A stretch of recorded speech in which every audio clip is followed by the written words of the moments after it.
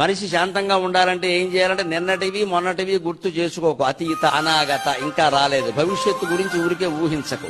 జరిగిపోయిన దాని గురించి మాట్లాడక. ఎక్కడదక్కడ వదిలేసి ఏం చేయాలి? ప్రస్తుతం ఇప్పుడు నేను మాట్లాడడం నా పని, వినడం నీ పని. పూర్తిగా మీరు దీని మీద దృష్టి పెట్టండి.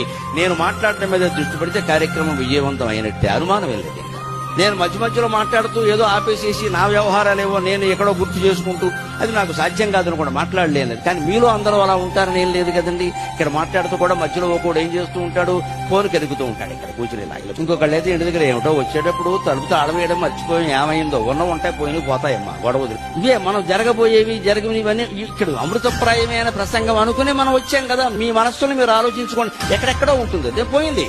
ఈ లోపు 4 మాటలు పోయాయి. ఇదే నిర్మాల్యం మన జీవితాల్లో కూడా ఇంతే.